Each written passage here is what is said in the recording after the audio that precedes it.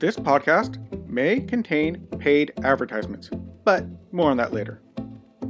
Welcome to the O'Connor Bootstrap podcast, where I discuss the nuts and bolts of business and leadership, with a focus on bootstrapping a business from the ground up. This podcast is for all entrepreneurs, bootstrappers, and leaders in all walks of life. My goal is to help you grow both personally and professionally. I am your host, Isaiah O'Connor. Hello, everyone. Isaiah O'Connor here. I'm back. It's been a while since I've posted a video or even an audio version of this podcast. I do apologize for me being gone so long. I also apologize for keep hitting this microphone. Got to figure out how to avoid doing that. So, just a little explanation. I've been out of commission for the last couple of weeks. I've been suffering some massive migraines. I've been dealing with some pretty intense headaches, dizziness, to the point of not even being able to stand. And it's been pretty rough. Went to the hospital, got it dealt with, and it's starting to come back, starting to get better, finally. So I'm able to record again. So I do hope that you'll forgive me for just kind of dropping off the radar there like that for a while.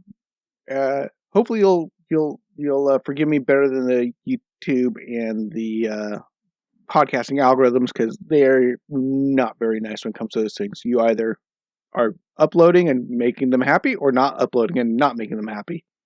No real middle ground about it. Anyway, so with that, I am back with today's episode. And during this time, and right after my migraines finally started going away, I was able to kind of function. My 5-year-old got COVID, and we were then quarantined in our tiny little house for the next 7 days straight and unable to record during that time period. Now, you don't need to worry. My 5-year-old tanked it, absolutely zero symptoms the entire time, completely asymptomatic.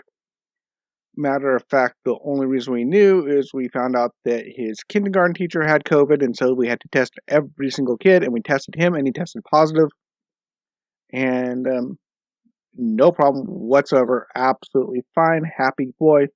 Matter of fact, he had never felt better in weeks. He actually had a regular cold for a couple of weeks that he was coughing and sneezing and running nose and all that good stuff, and that cleared up. Then he gets COVID, and then COVID didn't even bother him at all. It was the Delta variant, apparently, so nothing to stress about. But it did make for a hard time getting away to create content because quarantine. So here we are. I'm back. Let's get into this. While I was doing this, while I was in quarantine with my wife, we spent a lot of time watching TV at night when we finally got the kids down, and we started watching some of Gordon Ramsay's Kitchen Nightmares and Hotel Hell, or whatever that show is, when he does the whole hotel and kitchens and everything else. And this is kind of a fun show, and if you've never seen it, it's one of these shows where the chef shows up at a place that's failing, losing money, and he goes in, he finds out what's wrong, and he helps them try to fix it, and helps them try to save their business.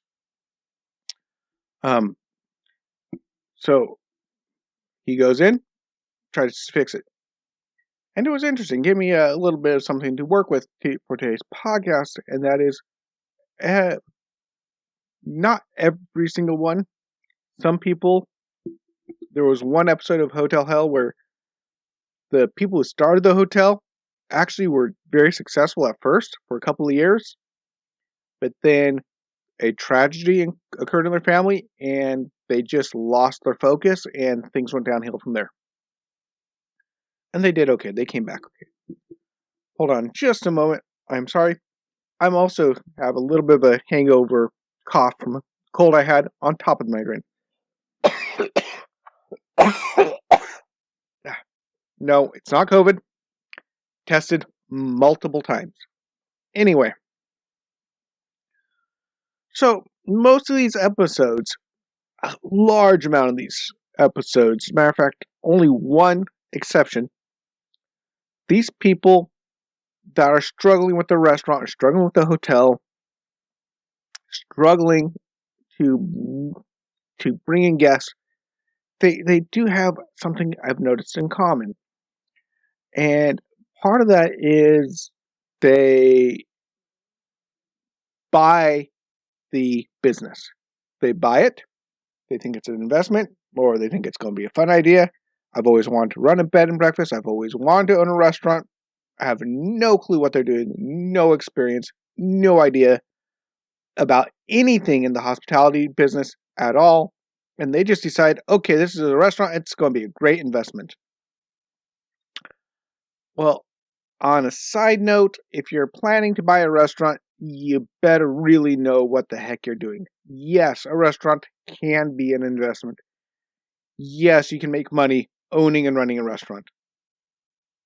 But it's got to be one of the most difficult industries to run and operate a business. And I will be doing a podcast, video cast, whatever you want to call it, on that later date because I have way much more restaurant experience than I would ever want to have. My dad has been a restaurant manager for most of his life. My mom was a server in restaurants. I worked as a cook, as a server. I've even done delivery driving for Pizza Hut. I've been offered management positions in restaurants. I know the restaurant industry and business pretty decently well, and it's not easy. I think the average turnover rate, and this is just off the top of my head, every couple of years as a restaurant, at least here where we are, we see restaurants come and go all the stinking time. It's really hard to make go at restaurants in general. And that's a whole nother podcast. But the other thing is, these restaurant owners were buying a restaurant as an investment. They wanted to make a go at it. They might like food, they might like this or that or the other thing, but they really have no clue about the business they're buying. Not only that, but they have no clue about business in general.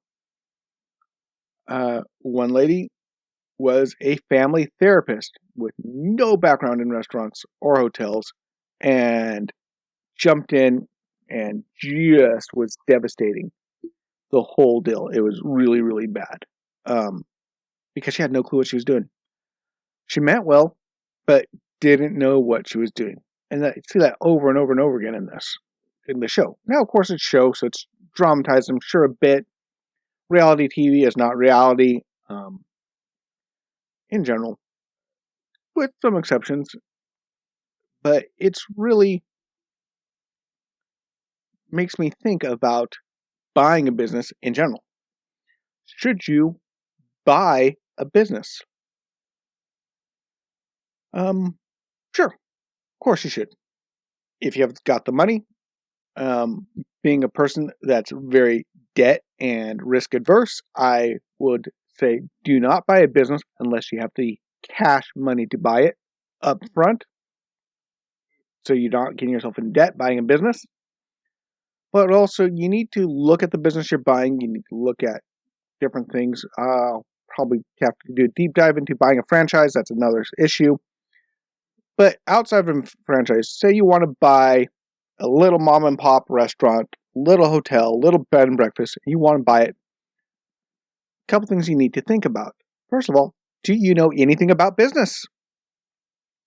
If you listen to this podcast on a regular basis, I'm hoping you'll know a little bit about business. At least a little bit. That'd be very good. Just a little bit business. That'd be a really good thing.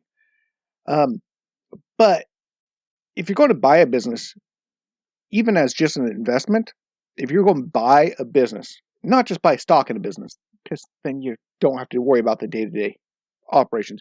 But if you're buying a business, you are now the boss. You got to make sure the people running your place are doing it right. You got to make sure that you have the right management team. You have to do something in this business. You can't just buy a business and just hopefully it makes money and just ignore it. It doesn't work that well. Matter of fact, one place I worked, somebody bought a restaurant that I worked at. I worked for this guy, and he wanted an investment. And when he got it to the point where he thought he was kind of making a little bit of money, but not much. He's just barely making ends meet. We weren't that big. It was some issues. He decided to leave his investment without a management structure, without a chain of command, without a way to resolve problems, without anything else that we needed to operate as a business that he was doing. And he left and he moved 5 hours away to a different city. And not surprisingly, within a few months after that, things started going south. A few months after that, business went bankrupt, closed down. I lost my job. Because, again, he took a hands-off approach to running a business. Now, understandably, not every single business is going to be a restaurant or a hotel or bed and breakfast or something like that you want to buy. But if you're going to buy a business, you got to know something about the business. If you're buying a store, you want to know that about that store, about the product, about why people want to buy it. You want to look into, stop smacking this microphone. Look into, know something about the industry. If you're going to buy a mechanic shop, you better at least figure out something about cars, something about the type of cars they're working on. Make sure that if you buy a mechanic shop, is everyone certified? Is there any complaints against them? Have they cheated people? Have they scammed people? Have they not scammed people? Are they good reputation? All this stuff.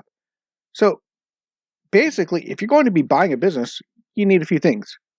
Go ahead, buy a business if you feel like it. You've got the money for it. You want to go buy a business. First of all, you got to be willing to at least initially be a business owner and step in and control what's going on. At least have an understanding of what's going on. At least know what's going on in your business. Know what's happening. Know how it's being run. Know the management. Know the team. Make sure you get the right people in the right spots.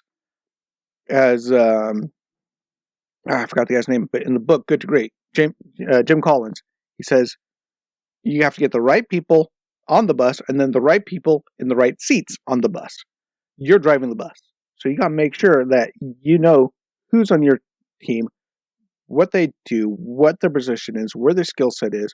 Do you have a good management team? Do you have a good leadership team? Do you have a good chain of command? Do you have a good way to resolve issues? Do you have a great way to make sure people are getting hired? Make sure there's a firing process. Make sure all that's in line with the business. Make sure the business can be self-sustaining. If a business is really well done and turnkey, make sure that they're not just saying it's turnkey. Look at it and make sure when you look into this business, don't do it on a whim. Look at what they're doing. Another thing you gotta look at is, why are they selling the business? Why are they selling the business?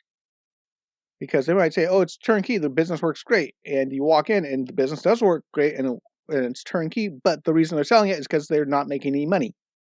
Because they're overpriced. There's something wrong with the business is why they're selling it. Are they selling it because they're just tired of being in the business? Look at their financials. Look at their growth. Look at if their growth has gone down, if it's been stagnant, if they've been breaking even but not making money.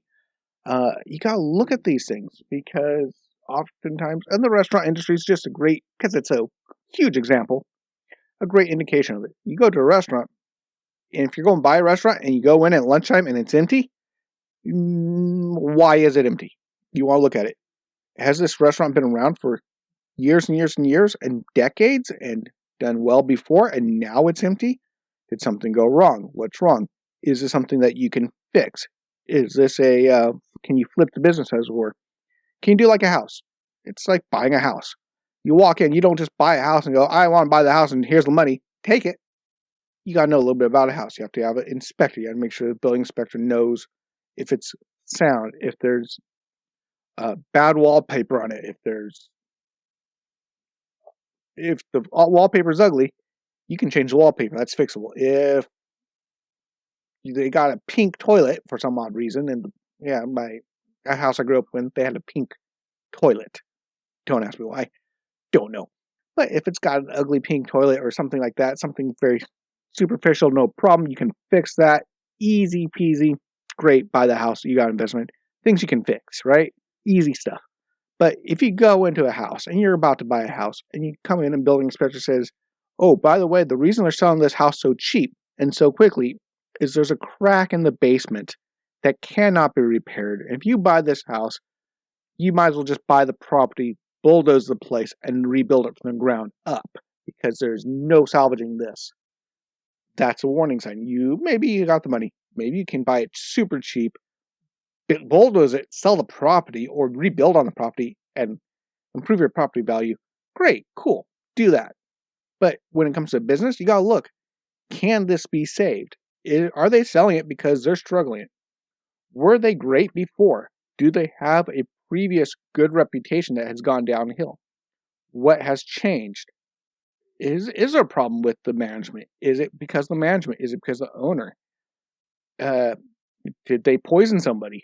If it's a restaurant, again, the defects in the business are a lot easier to find because quickest, easiest way to tell if a restaurant is a good restaurant, a bad restaurant is you walk in at dinner time or lunchtime, or at breakfast time if it's a breakfast restaurant.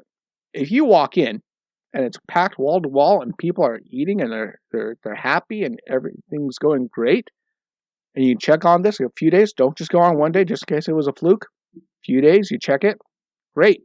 Busy every single day. The guy's selling it. Why is he selling it? Well, he's retiring and he doesn't want to run it anymore. Cool, great. That's a great reason to buy. That's a great reason to sell. That's a good reason for you to probably want to buy. Because if somebody's just retiring and they're just done with it and they're leaving, or they want to move on to something else, and they just don't want to be in a restaurant owner anymore, or be a grocery store owner, or be a mechanic owner, or whatever type of business you're looking at buying, and things are good, customers are happy, and they just want to quit because they're just done, they're retiring, or perhaps the owner actually died and the heir doesn't want it and they're selling it to someone else because it reminds them of their family too much, or it's something they just didn't have a heart to run, or whatever. There's good reasons to sell a business. Or maybe they want to move. I did try to sell my business beforehand, but ran into some complications because I didn't have it as I didn't have the right type of company. I could sell the company the way I had it, but by the way the corporate structure was set up in Norway here, it was very, very difficult to sell it. Plus, I did not get the business turnkey enough, and that's a whole nother conversation we can have. But the reason I was trying to sell the business is I wanted to sell the business to pull my money out of the business, which is called harvesting. There's actually a term for that. If you sell business to get the profit out of it and leave, it's called a harvest.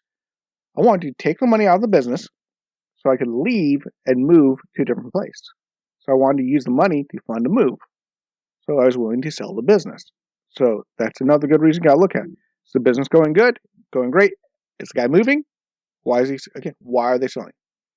But if they're talking about, oh yeah, I just want to get out and I'm just kind of done, and you look at the books and business is horrible, they're losing money hand over fist, and it looks like they might just be selling just to get out and try to save whatever they have, and the business could be just really, really bad and dying and not salvageable. You gotta look into that. Now, some of these things can be fixed. Some businesses can be fixed. Some cannot. For example, you probably wouldn't want to buy somebody selling a Blockbuster store. Okay. Some businesses are dying. They're in a dying industry. They're in a niche industry where in order to run it successfully, you really have to be part of that industry and understand it well enough to make it work. So that might be an issue. So there's different things in a business where the business may or may not work if you buy it. If you buy it, it may not work. If it's struggling and you buy it, you may not be able to fix it. Buy a restaurant. Turns out the restaurant has poisoned several people in the past and people don't trust it. That's going to be hard to come back to. That's going to be hard to come back from. If you walk into a restaurant, someone's selling, and you go over like Gordon Ramsay, and it's just a complete mess. The kitchen's a mess. It's slimy, dirty, gross. You might be able to fix that, get a better price. But can you save the reputation? I mean, can you do it? Maybe yes, maybe no. It's a lot of work. Maybe that's another thing I gotta say is if you're going to buy a business, initially, you're probably going to have a lot of work on your hands because you have to make decisions about who's going to run it. You got to make sure you have a good team. You have to go look and see how the people are working together. Is it a great team you just bought into? Do you have to lay people off? Do you have to get rid of people? Do you have to hire new people? Do you have to find a better way to run it? All this stuff. You're going to be working. And if you're going to be working in the business, again, back to that thing, you got to know about the business. So if you want to buy a restaurant, great. Learn about restaurants. Learn about what it means to operate a restaurant. Learn about having to throw away food that's rotten. How much waste you have, food waste. Look at your energy costs. Look at your food bills. Look at your supply chain. Can you get the food to your restaurant? Can the food be tasty when it arrives in your food? You might not want to run a sushi restaurant. Well, you can. There's ways to run it. But it might be more difficult to run a sushi restaurant in the middle of the Midwest where getting a hold of sushi, fresh sushi, shipped to you is hard. Now, with sushi, I just realized some sushi you can actually, and are required to, flash deep freeze the fish to kill off the parasites in it anyway. But you get the idea. You want to make sure that your supply chain is in place. Does this restaurant have a great supply chain? Can I get the ingredients I need? Is it possible to make this work? Look at every single thing. As business, you gotta learn something about supply chains. If you're in any business, you gotta look at the supply chain in this area. You gotta look at the industry. How is this industry struggling as a whole? Is what you're doing, for example, buying an airline. Right now, the airline industry is struggling. People are not traveling as much. Should you go buy a struggling business and a struggling industry? Maybe not. Unless you really think there's a way you can tweak it to do it. But again, you have to know something about it. I think that's the biggest thing is people jump into things not knowing because they just think that it will work itself. And I see it all the time. People will do things without knowing anything about it. They don't take the time to study. They think they might know it. Matter of fact, I did it. I thought I knew about running a business because I was in management before. I was wrong. Found out the hard way. Fortunately, the business I started took very little investment. I earned back my investment by the end of the year. My investment was so low, it was like a couple $100, and I made at least that by the end of the year. So my business has never really cost me money. I've always been able to make ends meet on my business the entire time I've been in business. And if you're going to be buying somebody else's business, you got to make sure it's profitable. If it's not profitable, if you don't know what's going on, if you don't know the industry, if you don't know the business, don't buy it. Because if you know it really well, you might be able to turn it around. If you don't, maybe not. For example, Gordon Ramsay. He is known for turning things around. He has several great restaurants. He's doing great. He's a real famous chef. He can walk into a restaurant and say, I like this location. I like this restaurant. I like the look and aesthetic of this building. It's losing money. These people don't know what they're doing. They're not running it well. They are now selling this business because they're losing money and they're trying to stop the bleeding. He's Gordon Ramsay. He walks in, he buys the business, say. I'm just hypothetical. I don't know if he's ever done this, but he could. He walks in and redoes the entire kitchen, cleans the kitchen, reinstalls all new equipment, redoes the whole decor, maybe even changes the name of the restaurant, cleans it up, remakes a menu that fits local people's taste buds at their local price range, and in a few months' time, he's turning a profit and he's doing great because he knows how to fix it. He knows what he's doing. And he can go out and buy a restaurant and make it work because he knows restaurants.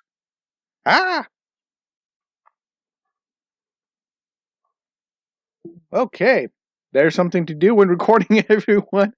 For those on audio recording, I forgot I turned my lights on in my office on the automatic sensor. And I was holding too still for too long doing this recording, and the lights just shut off in the middle of me recording. So, okay, that was amusing. Anyway, point being is this.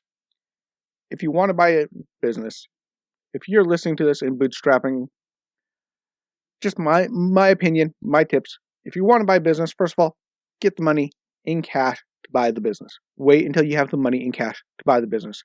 Not just money to buy the business, by the way, another thought. Money enough to fix the business.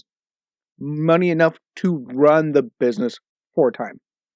Because if you buy a business, especially if it's making a little bit of money, breaking even, or losing a little bit of money, and you want to try to bring that back, which is fine, you need to have some money extra to fix problems, to replace things, to hire new staff. You need some cushion. You need a bit of a cushion beyond just buying it. You don't want to pay the exact amount for the business, and then have the business not make money, and then you're stuck, not making any money, and now you're losing money. Now you're stuck. Bad idea. So you need to have enough money to buy the business in cash, and then have a cushion to fix anything you need to do as you step into the ownership role. So first one, if you're going to buy a business, you want to have money to pay for it in cash and operate it. That way you don't get hit with something bad. Say you bought a restaurant and nowadays, and the restaurant business was booming because they lifted COVID restrictions like here in Norway, and then all of a sudden restrictions came and no one can come to your restaurant. Now you have to shut down for 2 months and you're going to earn nothing. And you're going to lose money because you're going to have to throw away all the food in the restaurant that you can now no longer sell because of COVID restrictions. Now you're in trouble. If you bought the business and had money to maintain things for a while, extra cash, you're fine. Kind of have an emergency fund for your business when you buy a business, just in case something like that happens. That way you can also say shut down and renovate the business for a while and be okay. You want to make sure you have a buffer zone for that. Second, and actually more important than first, you really need to know what business you're doing. You got to know something about it. And if you don't know something about it and you want to do it, learn something about it. This is the age of Google, YouTube, the internet. You can learn a lot about a business just from watching YouTube videos, from Googling, from doing research, from digging.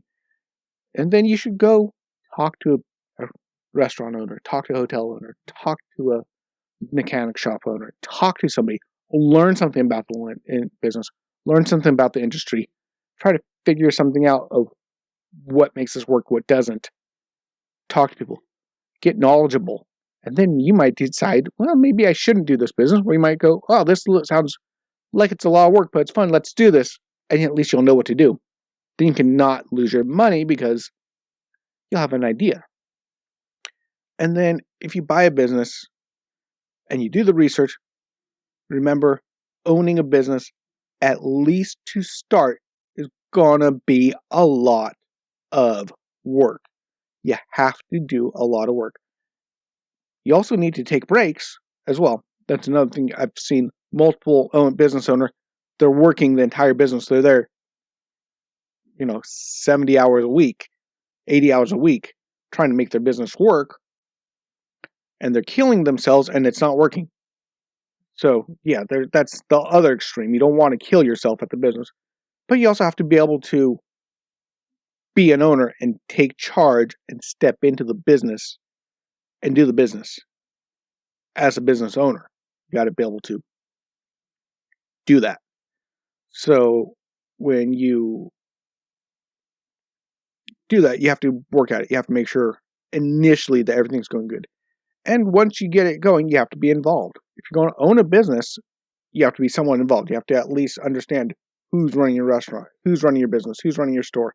If you got a manager, are they a good general manager? Do they know what they're doing? Why are they general manager? Why are they running the thing? Why What are their qualifications? Do your staff like them? Do they run the business the way you want them to? Do they follow your values? Once you get everything dialed in and you've got a guy or gal on top that's running the place for you really, really well, it's profitable. You still need to keep eyes on things. You got to check your profit and loss reports. You got to keep an eye on the pulse. You got to check. Hey, this month business wasn't that great. Is this normal? Is this a trend? Is this something wrong? Check with your manager. Hey, look, this month was a little bit down. What's going on? Or this month it went up. Good things happened. Hey, did we do something different? What's going on? All these different things you got to pay attention to as an owner. You can't just leave it and forget it. If you want to buy a business as a straight investment and not deal with it, you should not buy a business. You should go buy stocks. You should go buy mutual funds. You should go invest in the stock market where you just buy and sell businesses, basically, or piece of business as share, and deal with it on that level, because you're not going to be able to succeed as a business owner if you just want a hands-off business that runs itself. And that doesn't work. Now, I know people that start a business, built a business, they're running a business, and they've got managers, and they don't have to be in their business anymore for it to operate, but they still pay attention. They still work a lot because, first of all, they love their business. They love their company.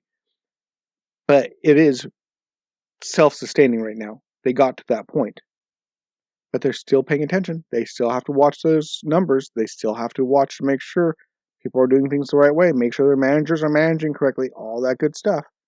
Being a business owner is a job. You need to do it. And not be hands-off, not run away. Anyway, that's my thoughts on buying a pre-existing business. And you'll probably pick up, even as a bootstrapper, you're owning the business. It's all in there.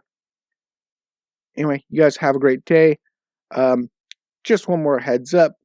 I'm going to be trying to do one podcast a week now. Not two, one. Go down to one. I've got a lot of stuff with my family and stuff, plus the holidays. But going forward, I'm going to try to come up with a better plan for each podcast. I'm going to try to get more research behind the podcast. I'm going to try to get more details for the video part, better visuals, take more time to upload, to find better ways, editing, all that good stuff. I'm going to try to get better at each podcast individually. Now, perhaps if I get a lot better and I've got more time, I can expand that out. But for now, I'm kind of down to one day a week. I'm going to try to start uploading on Fridays. Fridays will be the O'Connor Bootstrap upload day for either the podcast and the video cast for now. And hopefully, perhaps, I will be able to start getting a blog back up to connect the two. So anyway, talk to you later. You have a great day. Bye-bye. If you found value in this content, please leave a comment and give us a 5-star rating on whichever podcast platform you use. We are on Apple Podcasts, Spotify, Google Podcasts, and most other podcast platforms. If you would like to support us, you can check out our sponsor links, or if you would like to directly support the show, you can donate or join our membership program at buymeacoffee.com/bootstrap. Of course, it really helps when you share these podcasts as well. If you would like to interact with me and other bootstrappers and leaders, you can join our O'Connor Bootstrap Podcast Facebook group. You have been listening to the O'Connor Bootstrap Podcast and Atheoz Business Solutions Podcast. For our companion podcast, the Atheoz Business Podcast, hosted by Jason St. Clair, past episodes, and related blogs, check out our website at www.atheoz.com, which is www.atheoz.com, or theoz.com. Until next time, I've been your friendly neighborhood entrepreneur, Isaiah O'Connor.